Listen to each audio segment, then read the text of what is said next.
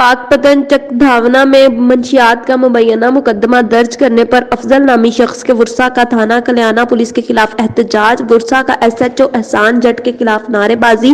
अफसल बग्गी के वर्सा ने इल्जाम आयद किया है कि उनके पुराने मुखालफिन मुबारक अली, कालू, अकरम वगैरह ने खेतों से अफजल को अगवा किया है और अपने डेरे पर तशद्दुद का निशाना बनाया, फिर साजिद गुल की जाती कार में ले गए और पुलिस को वहां बुलवाया।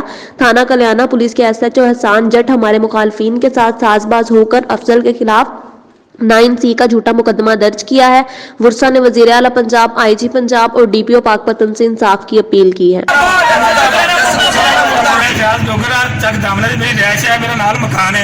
रात पुलिस आई है, मेरे चाचा को पड़ियाती की है, मुखाला पार्टी ने जाके बंदा पकड़ा, उन्हें तशद्दुद की है और साडा मारते रहे ने। सुबह थाना कल्याण SHO उन्होंने बंदा दिता है, उन्हें जनाब तशद्दुद की है।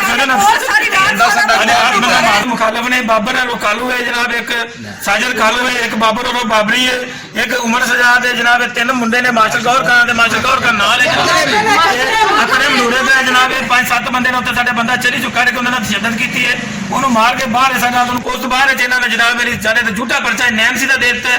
और कोई मनशियात फरोश नहीं है और कोई सिगरेट नहीं पीता, सादा सिगरेट नहीं पीता बंदा। SHO कल्याणा सरदार गुलाम बास डोगर के मगर ला के बैडमिंटन दोवें बंदे ये साडे राते पर्चे करा ते ना सामने ना बड़ा जलील किया। और तू चरी जाके फड़ा ने इकबाल खान की बिजली है, इकबाल खान दामना डोगर से उनकी बिजली जाके फड़ा ने उत्ते चलते भागो वेख लवो आले साडे भरा नूं सट्टी रखे ने मारते रहे उत्ते ही चलते बाबर मारा है जी, बाबर है साजिद है जी, उमर दराज है ना जी, अकरम है अकरम नूर का पुत्र का बाप है ना, मास्टर आप है, मास्टर कौन